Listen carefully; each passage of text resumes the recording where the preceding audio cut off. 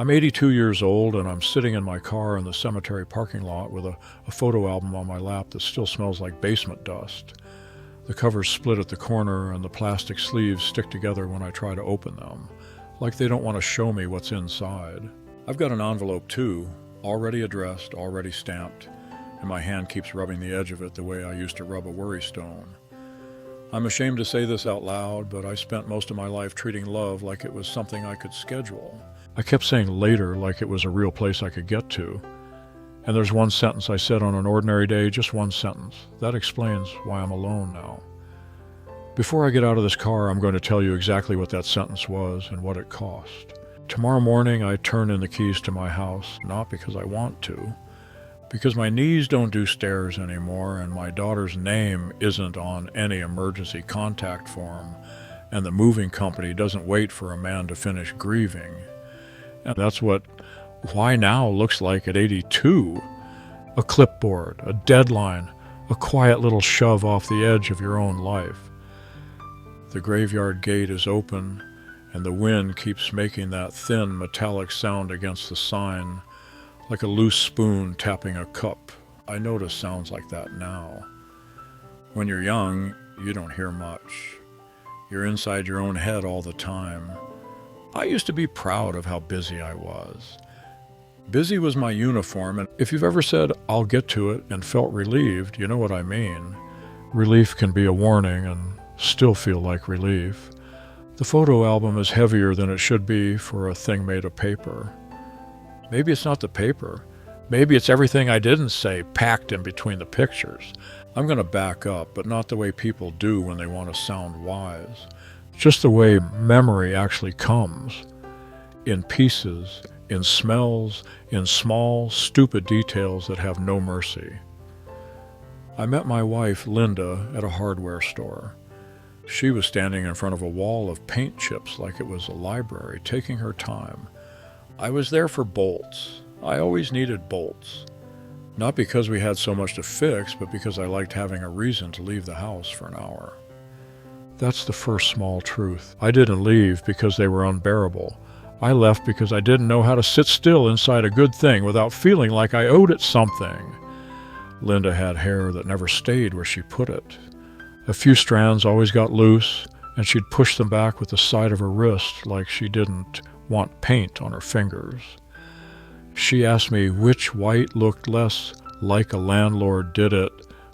I laughed too hard. I can still see the cart between us, a little squeaky wheel, a bag of soil, a cheap brush she probably didn't need. We got married fast, not reckless fast, just like two people who were tired of eating dinner alone. We had 2 kids, a son first, Mark, then a daughter, Julie. Julie was the one who watched people's faces. Even as a little kid, she'd look up at you after she said something, like she was checking whether she'd landed it safely. Mark was louder. He'd slam doors without meaning anything by it, and then he'd come back 10 minutes later asking if we had any cereal. I worked at a plant, not glamorous, just loud. Hot in the summer, cold in the winter, always a thin layer of grit in the creases of your hands. I got good at it. Being good at work is simple. You show up, you fix problems, people clap you on the back. Nobody asks you to talk about your feelings. At home, Linda wanted me there even when nothing needed fixing. That was harder for me. I didn't know how to be useful in a quiet room. Here's the second small truth. Sometimes I'd sit in my car outside the house for an extra minute before I went in. Not long, just enough to finish a cigarette back then or later, enough to take a breath and put my face on right. I told myself I was gathering myself so I could be patient. No, that's not true. I was delaying. I was practicing later. The first time later showed up in a way that mattered was small. Julie was maybe 10. She'd made something at school, some paper thing with glitter that got everywhere, and she stood in the doorway of the living room holding it like it might break. I was reading the paper, legs crossed, pretending it was urgent. She said, "Dad, can you look?" And I didn't look right away. I said, "In a minute. That's all." She stood there for a second longer than a kid should have to stand there. Then she said, "Okay," and her bedroom door clicked shut. That click stayed in my head longer than the glitter did. I didn't understand why it bothered me. I thought, she'll be fine. Kids bounce. But a door can be a lesson if you don't ignore it. I ignored it, and in a minute became my signature, not just with them, with Linda too. She'd start telling me something, and I'd keep my eyes on whatever I was doing, tightening something, sorting mail, wiping my hands on a rag, and I'd say, "Hold on." I didn't mean hold on. I meant make this easy for me. I'm not proud of that sentence, but it's honest. There were good parts. I'm not going to paint myself as a monster just to make the story neat. I made pancakes on Sundays and cut them into little stacks because Mark liked his syrup in layers. I kept a jar in the garage where I dropped spare change, and when it got full, we'd dump it on the floor and count it, and I'd sort the quarters by year because I liked order more than I liked surprise. Julie used to roll her eyes when I did that. But she'd sit with me anyway. That's the part that hurts now. They sat with me anyway, even when I was half there. If I'm being fair, I thought I was doing the right thing. I thought providing was love. I thought if the bills were paid and the roof didn't leak, I'd done my job. And I kept telling myself we'd have time for the softer stuff later. I didn't understand what they were really asking me for until much later. Mark left town at 18. Not angry exactly, just eager, like a man trying on a bigger life. He called the first year, then less. He always sounded like he was walking somewhere when he talked to me, like he couldn't stand still on the phone. I hated that, and instead of saying I missed him, I'd say, "You busy?" That's how I talked. Julie stayed closer. She went to community college for a while, worked at a clinic, and moved into an apartment across town with a friend who wore too much perfume. Julie would drop by on weeknights with grocery bags sometimes, like she was checking in on her old life. Linda would brighten when she heard Julie's keys at the door. Me? I'd keep doing whatever I was doing and act casual, like she was just stopping by for a wrench. Linda would look at me sometimes when Julie wasn't watching, not angry, just tired. And that look should have scared me more than it did. Here's the third small truth. I used to think saying "I love you" too much made it less valuable, like it was money you could overspend. So I saved it. And then, when I finally needed it, I didn't have it in my pocket. The slow cost didn't come with alarms. It came with little silences at the dinner table. Linda would ask about Mark, and I'd shrug like it didn't bother me. Julie would mention a coworker or a new friend, and I'd make some small joke that landed wrong, and she'd smile politely and change the subject. Polite is what people do when they're practicing life without you. I can say that now because I've lived the rest of the sentence. Linda got sick before any of us were ready to call it sick. A cough that wouldn't leave, a tiredness that didn't match the day. I kept saying, "Let's see if it passes." Let's see. Later, Julie tried to push us. She'd say, "Dad, make her go in." And I'd say, "She'll go when she wants." Like stubbornness was a virtue when it was really fear wearing a coat. The hospital corridor was too bright when we finally went. Fluorescent lights make everything look guilty. I stood there with my hands in my pockets, and my fingers kept tapping against the little metal clip of my keychain over and over, like I could count my way into a different outcome. Linda's diagnosis came out of a doctor's mouth like a weather report. Not cruel, just practiced. I remember nodding like I understood. I didn't. I thought being strong meant not reacting, so I didn't react, and Linda looked at me like she was waiting for something I couldn't find. That's one of the moments I keep replaying, not the big dramatic ones. The small ones where I could have been a person and chose to be a statue. Linda died in spring. I remember because the lilacs outside the hospital were blooming like they were trying to be cheerful at the wrong time. Julie held my arm in the parking lot after, and I stood there stiff, staring at a dent in the hood of my car. I don't even know where the dent came from. And Julie said, "Dad, just that." And I said, "I'm fine." If you've ever said "I'm fine" and meant, "I don't know how to do this," you know what I mean. After Linda, the house got too quiet. Not peaceful, just empty. I started leaving the TV on even when I wasn't watching, because I couldn't stand hearing my own footsteps. Julie came around more for a while. She'd bring soup I didn't ask for and pretend she just made extra. She'd wipe the counter with the side of her hand and then stop, like she remembered it wasn't her job anymore. And I let her. That's another thing I'm ashamed of. I let my child take care of the corners I wouldn't look at. Mark came home for the funeral and left quickly. He hugged me like he was hugging furniture, not cold, just unfamiliar. He said, "Call me sometime, Dad." And I said, "Yeah, later." I meant it then. I always meant it. That's what makes it so dangerous. Later isn't always a lie. Sometimes it's just the last word you get. Julie's life kept moving, like young lives do. She started dating a man named Eric who wore his manners like a shirt that didn't fit right. He was polite, but you could tell he was always deciding what to say. I didn't trust that. Julie asked me once, "Do you like him?" And I made it into a joke, and I said, "If he fixes his own car, maybe." Julie laughed, but her eyes did that thing, checking my face. She wanted my blessing. I gave her a punchline. She married him anyway. They had a baby, my grandson, Noah. I held Noah once at the hospital, and I remember being scared of how small his fingers were.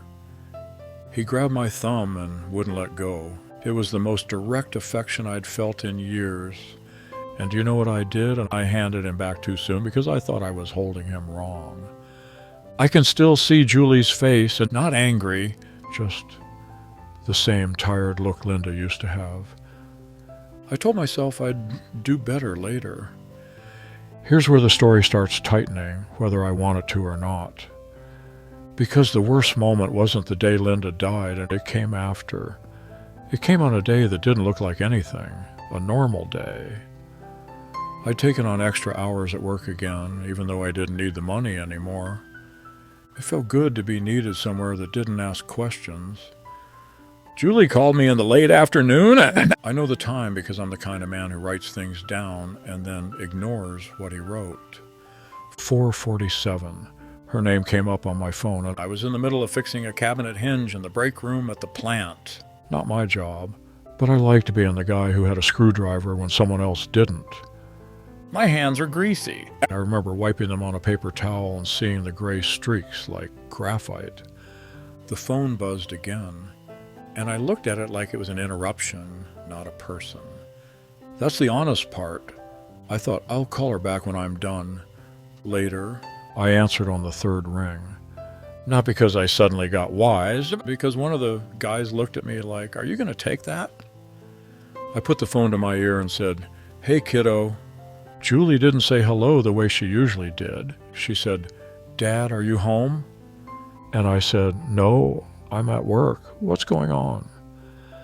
There was a sound on her end. Not crying, not yelling, just air moving like she'd been walking fast. She said, "I need to talk to you." And here it comes, the sentence. I said, "Can it wait? I'm in the middle of something. Call me tomorrow." I can still feel the way my mouth made the word tomorrow, like it was a guarantee. Julie went quiet, not dramatic quiet, the kind of quiet that's a decision. Then she said, very soft, "Okay," and she hung up. I stood there with the hinge in my hand and felt irritated. That's the part people don't like when they hear this. They want me to say I felt dread immediately, like I had a warning. I didn't. I felt annoyed. I thought, she's always worried about something. I'll deal with it later. An hour after my shift, I walked out to the parking lot, and the sky had that bruise color it gets before a storm. My car wouldn't start on the first turn.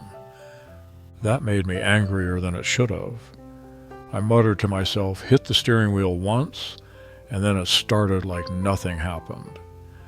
On the drive home, I kept thinking about that hinge, how it didn't sit right, how I'd have to adjust it. That's what my mind chose. A hinge, not my daughter's voice. When I pulled into my driveway, my porch light was on even though it wasn't dark yet. That was odd. Then I saw a car at the curb I didn't recognize. Then I saw two people standing near my front steps, a man and a woman in dark uniforms, holding their hats in their hands. My whole body went cold in 1 second, like somebody poured a bucket inside me. I remember the sound of my own door closing when I got out of the car. It sounded too loud. The woman officer said my name, and I said, yeah, like she was asking if I was the one who ordered a pizza. She asked if I was Julie's father, and I said, yes, and my voice cracked on the one syllable. They told me there'd been an accident. They said the words pronounced at the scene. They said my grandson was alive. They said Eric was alive. They said Julie was gone. I didn't scream. I didn't fall. I did what I always did. I went numb and tried to be practical, like practicality could bargain with death. I asked him where, as if where mattered, as if I could drive there and swap places. At the hospital, the corridor smelled like disinfectant and old coffee. The vending machine hummed, and the TV in the waiting room played some game show with people clapping. I wanted to rip it off the wall. That was one of those spikes people talk about. Not sadness first. Anger. Anger at the TV, at the lights, at the whole world continuing like it hadn't just taken my child. Eric sat with his hands clasped so tight his knuckles were white. He looked at me like he didn't know if I was going to hit him or hug him. Noah was asleep in a little hospital crib, a bandage on his forehead. He looked peaceful, like he didn't know his mother's voice had just disappeared from the earth. I stood there and tried to speak. I tried to say, I'm sorry. I tried to say I should have answered, but I couldn't get air through my throat. The nurse asked me if I wanted to see Julie. I said yes, and then my feet didn't move. That's another shameful truth. I stalled. Even then, because I was terrified that the last image of my daughter would be wrong, would be something I couldn't put down. But the last image was coming either way. A doctor walked me down a hallway and opened a door. The room was quiet in a way that didn't feel human. Julie's hair was messy. There was a bruise on her cheek. Her mouth was slightly open, like she'd been about to speak. And I stood there and realized something that hit me so hard my knees actually bent. The last thing my daughter heard from me was, call me tomorrow. And there wasn't a tomorrow. That's the irreversible thing. Not that she'd. People die, and it's awful, but it's part of the deal.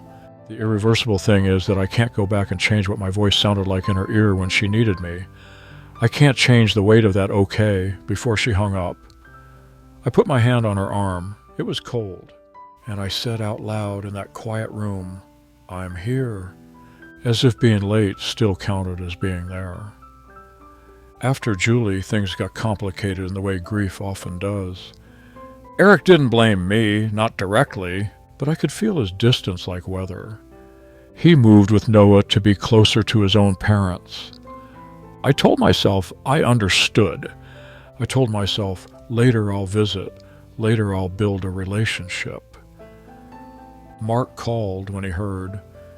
He cried on the phone in a way I'd never heard him cry. It should have cracked me open enough to finally speak right. But even then I was stiff. I said, yeah, it's bad. What kind of father hears his son sob and says, it's bad? The kind who's practiced being a statue.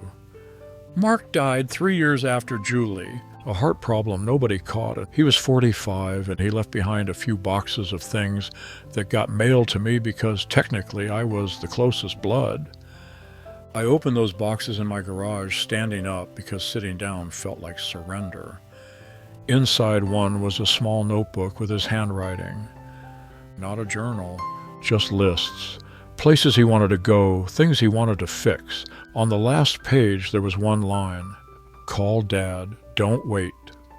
I stood there with that notebook in my hands and felt like someone had punched me in the throat. He wrote it. He knew. And I still didn't do it in time. So now it's just me. And Noah somewhere out there, grown up enough to have his own life, his own reasons, his own laters. I didn't get to be his grandfather. Not really. I was a name he heard once in a while, a man who sent birthday cards with stiff handwriting and checks that felt like apologies you could cash. I'm sitting here now because tomorrow I hand over my keys. And if I don't do this, if I don't say it out loud, then my life becomes a set of polite facts someone reads at a nursing station. Widowed, 2 deceased children, no listed next of kin. That's what my family turns into if I keep hiding. The photo album on my lap has a picture of Julie at 6, missing 2 front teeth, holding a plastic trophy for something she didn't even win, just participated in. I remember that day. I was late picking her up because I stayed at work to finish something that could have waited. She didn't scold me. She just held up the trophy and said, "I waited." Like waiting was normal, like it was what you did for love. I wish I could reach back through all those years and tap my own shoulder, not to lecture, just to interrupt, to make myself turn my head when a child says, "Dad, can you look?" If I could do one thing differently, it wouldn't be a grand gesture. It would be one ordinary sentence said at the right time with my whole face turned toward them. "I'm listening." That's it. Because what my family wanted wasn't my money or my perfect solutions. They wanted my attention when it was inconvenient. And I treated inconvenience like an enemy. I used to think later was harmless. Now it sounds like a door clicking shut, a quiet final sound. I'm not telling this because I think it makes me noble. It doesn't. It just makes me honest, finally. And honesty at 82 is a little late, but it's what I have left. That envelope I mentioned, it's for Noah. I found an address through a chain of awkward phone calls and a cousin I hadn't spoken to in years. Inside is a letter that doesn't ask him for anything. It doesn't try to pull him back into my life like a rope. It just tells him who his mother was when she was little, the way she watched faces, the way she waited, the way she said okay, like she didn't want to be a burden. And it tells him the truth about my last conversation with her, because secrets don't protect anyone. They just rot quietly. If there's a line in this that hits something in you, and you've got the patience for an old man, it would mean a lot to read it before tomorrow comes and I'm in a different room with different walls. If you know someone who lives on later the way I did, maybe send them this when you're alone, not as a sermon, just as a tap on the shoulder. And if you want to sit with more of these true things people don't say until it's almost over, you can stay with this channel. The cemetery is still there in front of me. The gate, the gravel, the winter grass that never looks fully alive. I can see my own breath fogging the windshield, coming and going like a slow metronome. My hands are shaking a little now, so I do what I've always done when my hands shake. I smooth the edges of paper, I line things up. I make something square when my life isn't. I take the envelope, fold the flap down carefully, press it flat with my thumb, and seal it shut.